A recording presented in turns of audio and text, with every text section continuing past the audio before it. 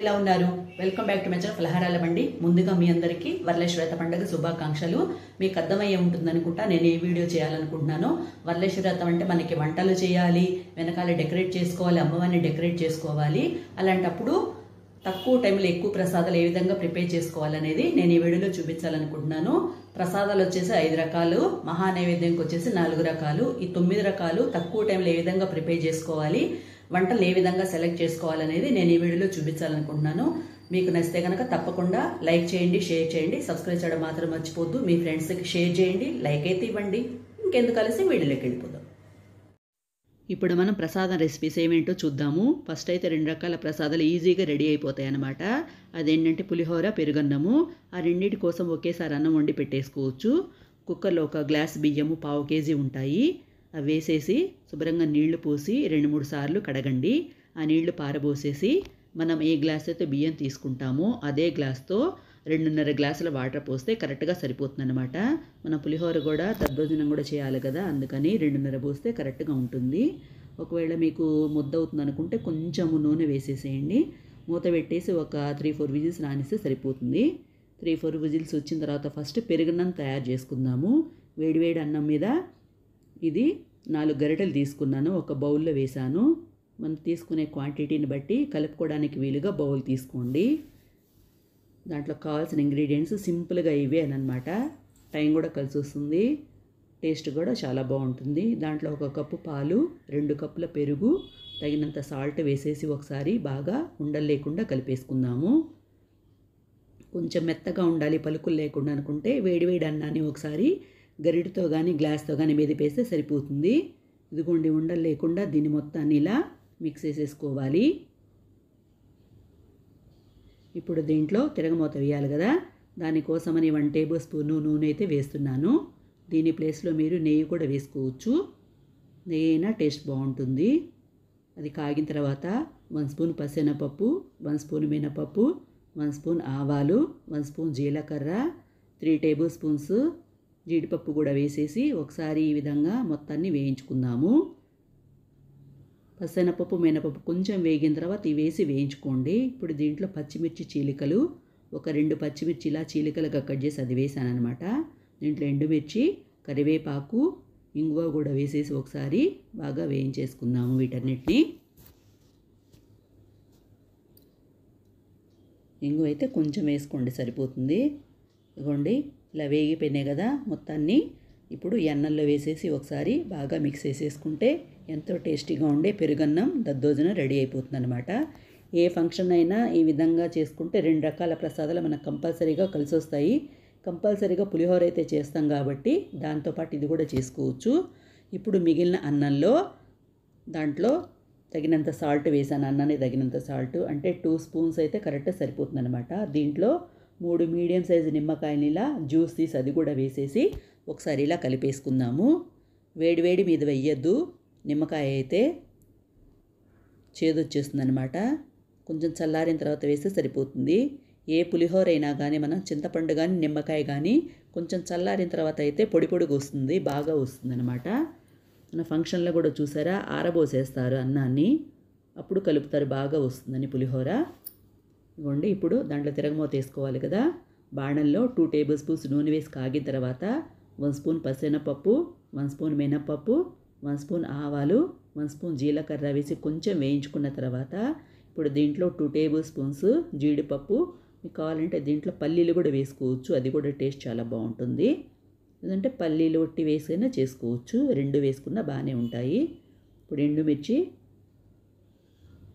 1 spoon పసుపు, కరివేపాకు కూడా వేసేసి ఈ విధంగా వేయించేసుకుందాము. ఇప్పుడు దీంట్లో ఇంగువ కొంచెం వేసుకుందాము. పులిహోరలో మనకి ఇంగువ ఫ్లేవరే కదా, టేస్ట్ చాలా బాగుంటుంది కదా, అది కూడా వేసి అంతా వేగిన తర్వాత మనం అన్నంలో వేసి కలిపేసుకుంటే నిమ్మకాయ పులిహోర కూడా రెడీ అయిపోతుంది. చూసారా, ఎంతో ఈజీగా 2 రకాల ప్రసాదాలు మనం ఈ విధంగా చేసేసుకోవచ్చు అనమాట. టైం కూడా కలిసి వస్తుంది, టేస్ట్ కూడా చాలా బాగుంటాయి, పిల్లలు కూడా ఇష్టపడతారు. ఇప్పుడు 3వ ప్రసాదం వచ్చేసి బొంబాయి రవ్వ కేసరి. ఏ పండగైనా ఫంక్షన్ అయినా ఈజీగా చేసుకోగలిగే ఒక స్వీట్ రెసిపీ. మనకు కంపల్సరీగా స్వీట్ ఉండాలి కాబట్టి ఇది చేసుకుంటే టైం కలిసి వస్తుంది, ఒక ఐటమ్ లాగా కూడా ఉంటుంది, టేస్ట్ కూడా చాలా బాగుంటుంది. పాన్లో నెయ్యి వేసి కాగిన తర్వాత 2 టేబుల్ స్పూన్స్ జీడిపప్పు వేసి కొంచెం వేయించుకుందాము. కొంచెం వేయించుకున్న తర్వాత ఇప్పుడు దీంట్లో 1 టేబుల్ స్పూను కిస్మిస్ కూడా వేసేసి అవి కూడా వేయించుకోవాలి. ఈ రెండింటిని ఈ విధంగా వేయించుకోవాలి. ఇదిగోండి వేగినాయి కదా, వీటిని ఒక ప్లేట్లో వేసేద్దాము. అదే పాన్లో ఇప్పుడు 1 కప్పు బొంబాయి రవ్వ వేసి మంచి అరోమా వచ్చేంత వరకు వేయించుకోవాలి. కలర్ మారేంత వరకు వేయించుకుంటే సరిపోతుంది. మీరు దీని ప్లేస్లో గోధుమ రవ్వ అయినా తీసుకోవచ్చు, దాంతో అయినా టేస్ట్ బాగుంటుంది. వండి బాగా వేగింది కదా, ఇప్పుడు పక్కన స్టవ్ మీద 3.5 కప్పుల వాటర్ బాగా మరిగించాను. వీటిలో పోసి కొంచెం కొంచెంగా వేసుకుంటే ఈ విధంగా కలుపుకోవాలి. ఈ విధంగా పోయడం వల్ల ఏంటంటే ఉండలు కట్టకుండా ఉంటుందన్నమాట. మొత్తం పోసేస్తున్నాను. దాంట్లో కొంచెం మిగిలినాయి కదా, అవి కూడా వేసేసిన తర్వాత కరెక్ట్గా 1కి 3.5 గ్లాసుల వాటర్ అయితే కరెక్ట్గా సరిపోతుందన్నమాట. ఇది ఉడికిన తర్వాత దీంట్లో 1 కప్పు షుగర్ కూడా వేసేసి ఒకసారి మిక్స్ చేసేసుకుందాము. ఈ షుగర్ ఏంటంటే వేడికి మెల్ట్ అయ్యి మళ్ళీ దగ్గర పడుతుందన్నమాట. అంతవరకు ఈ విధంగా ఉడికించుకున్న తర్వాత ఇప్పుడు దీంట్లో కొంచెం యాలకులు అలా చీలికలు చేసి వేసానన్నమాట. మీరు అలా కాకుండా పొడైనా వేసుకోవచ్చు. దగ్గర పడిన తర్వాత 2 టేబుల్ స్పూన్స్ అయితే నెయ్యి వేసాను. ఇంకొక 1 టేబుల్ స్పూన్ అయినా వేసుకోవచ్చు. నెయ్యి అయితేనే చాలా బాగుంటుంది, ఎక్కువ వేస్తేనే. ఇదిగోండి ఈ విధంగా కలుపుకొని అది కూడా కొంచెం దగ్గర పడేంత వరకు ఉడికించుకున్న తర్వాత వేయించుకున్న తర్వాత మనం వేయించుకున్న జీడిపప్పు కిస్మిస్ కూడా వేసేసి ఒకసారి ఈ విధంగా మిక్స్ చేసేసుకొని ఇంకొక నిమిషం పాటు ఈ విధంగా కలుపుకుంటే దగ్గర పడింది కదా. ఇప్పుడు దీన్ని మనము ఒక బౌల్లో వేసేసుకుందాము. ఇదిగోండి ఎంతో టేస్టీగా ఉండే ఈజీగా అయిపోయే 3వ ప్రసాదం రెడీ అయిపోయింది కదా. మీరు ట్రై చేసి నాకు ఎలా వచ్చిందో కామెంట్ చేయండి. ఇప్పుడు 4వ ప్రసాదం వచ్చేసి బెల్లపు పరమాన్నం. ఒక 3/4 గ్లాసు, నేనైతే గ్లాస్ తీసుకున్నాను. మీరు కప్పుతో తీసుకుంటే కప్పు, గ్లాస్తో తీసుకుంటే గ్లాసు. 3/4 గ్లాసు బియ్యము, 3 టేబుల్ స్పూన్స్ పచ్చెనపప్పు వేసేసి ఒక గిన్నెలో ఇప్పుడు 1/4 కప్పు పెసరపప్పు కూడా వేసేసి వీటిని కలర్ మారేంత వరకు మంచి అరోమా వచ్చేంత వరకు వేయించేసుకోవాలి. ఈ విధంగా వేయని కదా, వీటిని ఆ గిన్నెలోనే వేసేసి ఇప్పుడు వాటర్ పోసేసి కడిగేద్దాం శుభ్రంగా. ఆ విధంగా 2-3 సార్లు కడిగి ఆ నీళ్లు పారబోసేసేయండి. ఇప్పుడు ఏ గ్లాస్ అయితే మనము బియ్యము తీసుకున్నామో పెసరపప్పు, అదే గ్లాస్తో 4 గ్లాసుల వాటర్ పోస్తున్నాను. ప్రస్తుతానికైతే 4 గ్లాసుల వాటర్ పోసేసి మూత పెట్టేసి ఒక అరగంట సేపు నాననిస్తే సరిపోతుంది. విడిగా వండుతున్నాం కాబట్టి ఒక అరగంట నానితే బాగా వస్తుంది. ఇదిగోండి స్టవ్ మీద పెట్టేసి ఉడికించుకోవాలి. స్టవ్ మీద పెట్టేసి మూత పెట్టేస్తున్నాను అనమాట. మూత పెడితే తొందరగా ఉడుకుతుంది. మీకు ఇలా కాదనుకుంటే ఆ గిన్నెని కుక్కర్లో పెట్టేసి ఒక 5-6 విజిల్స్ రానివ్వండి, సరిపోతుంది. ఇదిగోండి ఇలా ఉడుకుతుంది కదా, ఇప్పుడు మూత పెట్టేద్దాము. మధ్య మధ్యలో పొంగుతూ ఉంటుంది, అది కూడా ఒకసారి కలియబెట్టుకుని ఉండాలి. ఒక 10 నిమిషాల తర్వాత ఇలా ఉడికింది కదా, మళ్ళీ ఒకసారి మిక్స్ చేసేసుకొని మళ్ళీ మూత పెట్టేసి మళ్ళీ ఉడికించుకుందాము. మూత పెడితే ఏంటంటే తొందరగా ఉడుకుతుంది. ఇందా చెప్పాను కదా తొందరగా ఉడుకుతుందని. చూసారు ఈ విధంగా ఉడికింది కదా, ఒకసారి గరిటతో ఇలా మెదిపేసుకుందాము. దీంట్లోనే 2 గ్లాసుల చిక్కటి పాలైతే పోస్తున్నాను. పాలు పోసేసి ఒకసారి ఈ విధంగా మిక్స్ చేసేసుకొని ఇంకొక 3 నిమిషాల పాటు ఉడికించుకుంటే సరిపోతుంది. ఫ్లేమ్ని మీడియంలో పెట్టుకొని ఉడికించుకుంటుండండి, సరిపోతుంది. ఇదిగోండి ఇలా ఉడికింది కదా, ఇప్పుడు మనము యాలకులు ఉంటుంది కదా, అవి కూడా ఇలా చీలికలు చేసి వేసాను. అది కూడా వేసేసి ఒకసారి ఇలా మిక్స్ చేసేసుకుందాము. ఇదిగోండి ఒక 3 మినిట్స్ ఉడికింది కదా, ఇప్పుడు అదే గ్లాస్తో 1.5 గ్లాసు బెల్లం పొడి అనమాట. నేనైతే 2 గ్లాసులు వేసాను. తురిమిన బెల్లం అయితే 1.5 అయితే సరిపోతుంది. మేము బెల్లం పొడి వేసాం కాబట్టి ఒక 2 దగ్గర కొంచెం తక్కువగా 2 వేసాను అనమాట. అది వేసేసి ఒకసారి కలుపుకొని ఇంకొక 5 మినిట్స్ పాటు ఉడికించుకొని పక్కన పెట్టేసుకుందాము.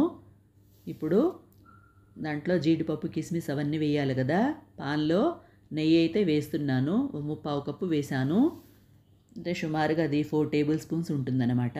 నెయ్యి కొంచెం ఎక్కువే పడుతుంది. ఎక్కువ వేస్తేనే టేస్ట్ చాలా బాగుంటుంది. ఇంత నెయ్యి అనుకోకండి. స్వీట్స్లో ఏంటంటే నెయ్యి ఎక్కువ వేస్తేనే బాగుంటుందన్నమాట. ఇదిగోండి దీంట్లో ఒక చిన్న కప్పు జీడిపప్పు వేసి కొంచెం వేయించుకుందాము. కొంచెం వేయించుకున్న తర్వాత ఇప్పుడు అదే కప్పుతో ఒక కప్పు కిస్మిస్ కూడా వేసేసి వాటిల్ని కూడా ఈ విధంగా వేయించుకోవాలి. కిస్మిస్లు అయితే మనకు అర్థమైపోతుంది, చూసారు ఎలా పొంగినాయో, అలా పొంగుతాయి అన్నమాట. ఇవన్నీ వేగినాయి కదా, ఇలా వేగితే సరిపోతుంది అన్నమాట. దీన్ని ఈ గిన్నెలో వేసేసుకుంటే బెల్ల పరమాన్నం కూడా రెడీ. ఇప్పుడు 5వ ప్రసాదం వచ్చేసి మనం కంపల్సరీగా చేసుకునే పూర్ణం బూరెలు. ఈ కొలతలతో చేయండి, టేస్ట్ అయితే చాలా బాగుంటాయి. అమ్మవారికి వాయనం ఇవ్వాలన్నా, ఎవరైనా ముత్తైదుకి వాయనం ఇవ్వాలన్నా కంపల్సరీగా చేసుకుంటాం కదా, అవి ఈ విధంగా చేయండి.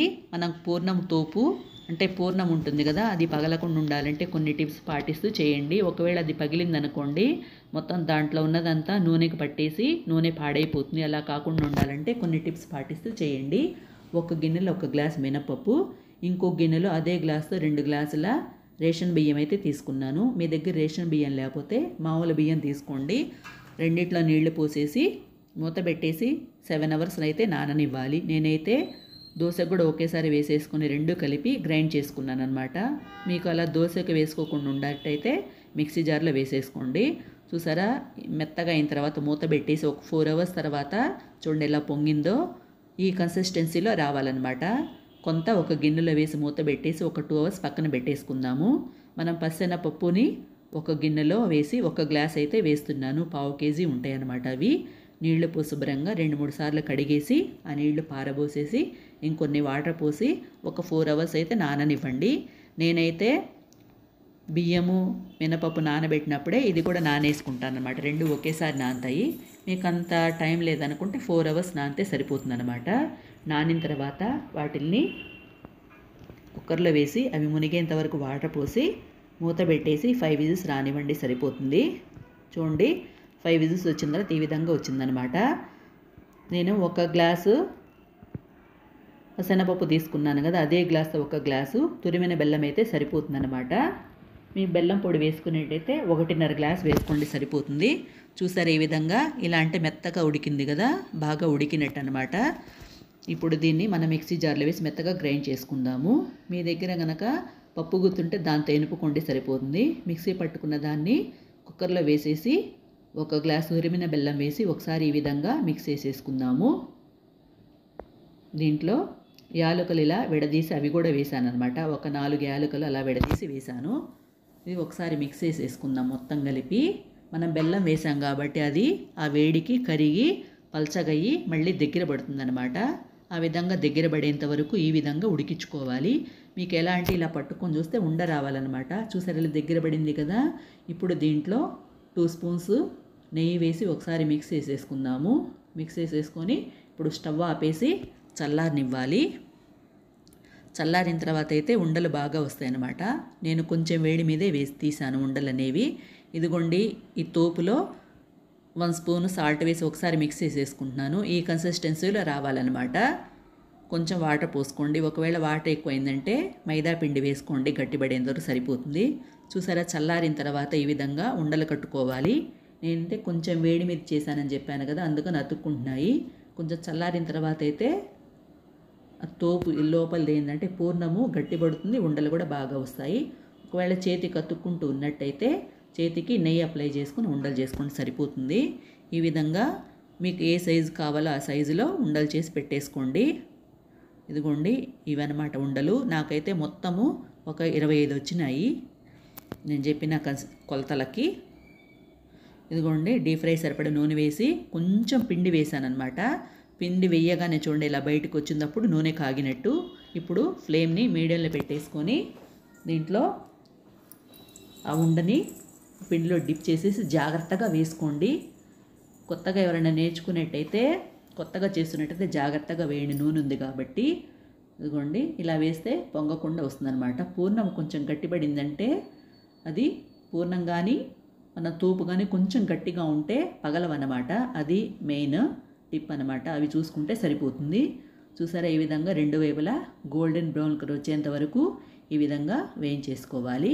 మిగతా వాటిల్ని కూడా ఆ విధంగా వేయించేసుకుంటే ఎంతో టేస్టీగా ఉండే పూర్ణాలు రెడీ అయిపోయినాయి అనమాట. మా ఇంట్లో అయితే కంపల్సరీగా చేసుకుంటాము. వరలక్ష్మి అయితే ఇంకా కంపల్సరీ అనమాట. నేను చెప్పాను కదా ఎందుకనేది, మీరు కూడా ఫాలో అయిపోండి. ఇప్పుడు మహా నైవేద్యంలో ఫస్ట్ ఐటెం వచ్చేసి ముద్దపప్పు అనమాట. ఒక గిన్నెలో ఒక గ్లాసు కందిపప్పు వేసి శుభ్రంగా నీళ్లు పోసి 2-3 సార్లు కడిగి ఆ నీళ్లు పారబోసేసి 2 గ్లాసుల వాటర్ పోసి మూత పెట్టేసి ఒక 5 విజిల్స్ రానివ్వండి, సరిపోతుంది. 5 విజిల్స్ వచ్చిన తర్వాత మూత తీసేసి ఇదిగోండి గిన్నె బయట పెట్టుకొని దాంట్లో తగినంత సాల్ట్ వేసి ఒకసారి ఈ విధంగా మిక్స్ చేసేసుకుంటే ముద్దపప్పు కూడా రెడీ అయిపోతుంది అనమాట. దీనికి కాంబినేషన్గా ముక్కల పులుసు అయితే చేస్తున్నాను. మీరు ఎలా కాకుండా రసమైనా పెట్టుకోవచ్చు. ఇప్పుడు చిన్న నిమ్మకాయ సైజ్ అంతా చింతపండుని నానబెట్టి గుజ్జు తీసి దాంట్లో 2 గ్లాసుల వాటర్ పోసి తగినంత సాల్ట్, పచ్చిమిర్చి ముక్కలు, కొంచెం పసుపు, 1 టేబుల్ స్పూన్ కారం, 2 టేబుల్ స్పూన్స్ తురిమిన బెల్లం, సొరకాయ ముక్కలు కూడా వేసేసి ఒకసారి మిక్స్ చేసేసుకుని స్టవ్ మీద పెట్టేసి ఒక 2 పొంగులు రానివ్వాలన్నమాట. 2 పొంగులు వస్తే బాగా వస్తుంది. ఇదిగోండి స్టవ్ మీద పెట్టేసి ఈ విధంగా సొరకాయలు కూడా ఉడికేట్టుగా ఉంచుకుంటే సరిపోతుంది అనమాట. ఒక 10 నిమిషాలు ఉడికితే సరిపోతుంది.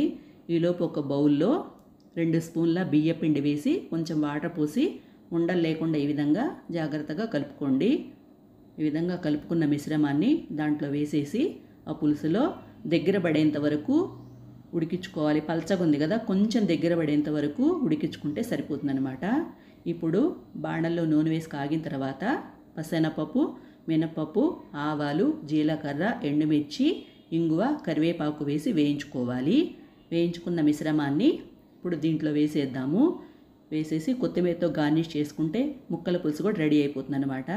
ముద్దపప్పు ముక్కల పులుసు అయితే 2 కలిపి తినచ్చు, వేస్ట్ అవ్వకుండా ఉంటుంది అనమాట. వేరే పప్పు అయితే మిగిలిపోతుంది. అలా కాకుండా ఉండాలంటే ఈ విధంగా చేయండి. ఇప్పుడు మహా నైవేద్యంలో థర్డ్ ఐటమ్ వచ్చేసి చిక్కుడుకాయ ఫ్రై అనమాట. చూసారు ఎంత లేతగా ఉన్నాయో.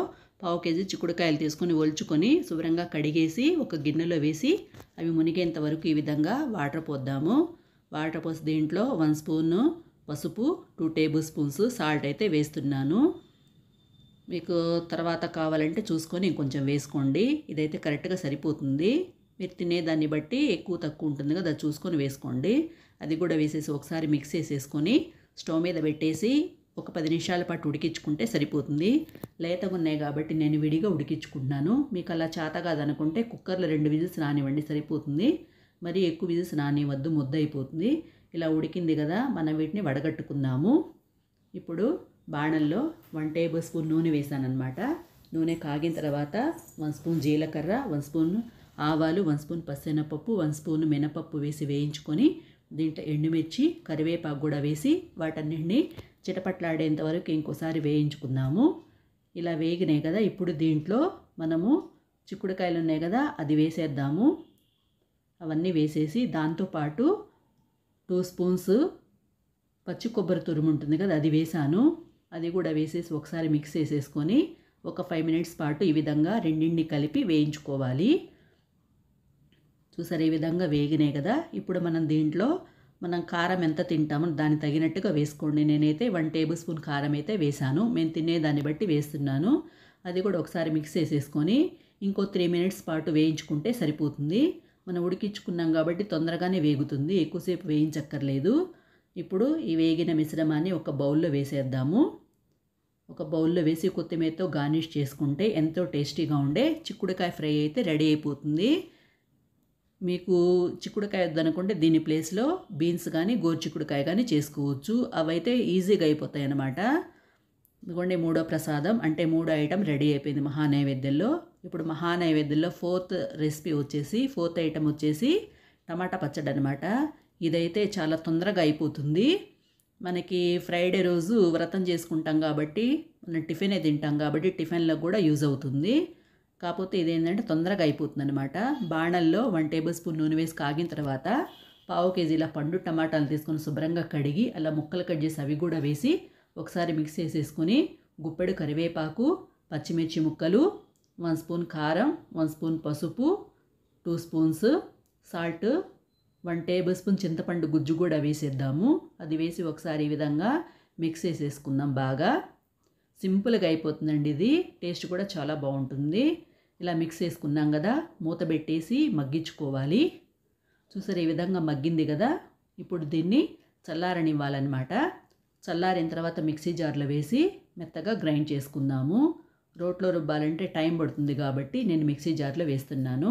ఇప్పుడు బాణల్లో 1 టేబుల్ స్పూన్ నూనె వేసి కాగిన తర్వాత పసనపప్పు, మినపప్పు, ఆవాలు, జీలకర్ర, ఎండుమిర్చి, ఇంగువ, కరివేపాకు వేసి వేయించుకొని ఈ మిశ్రమాన్ని పచ్చడిలో కలిపేసుకుంటే టమాటా పచ్చడి కూడా రెడీ అయిపోతుంది. ఇవ్వండి 5 రకాల ప్రసాదాలు ప్లస్ మహా నైవేద్యంలో 4 రకాల వంటలు. మీరు ట్రై చేసి కామెంట్ చేయండి. నా ఐడియా ఎలా ఉందో దాన్ని కూడా కామెంట్ చేయండి. మీకు కనుక నచ్చినట్లయితే లైక్ చేయండి, షేర్ చేయండి, సబ్స్క్రైబ్ చేయడం మాత్రం మర్చిపోవద్దు. లైక్ అయితే ఇవ్వండి అబ్బా. Please like, share, subscribe my channel. Thank you for watching.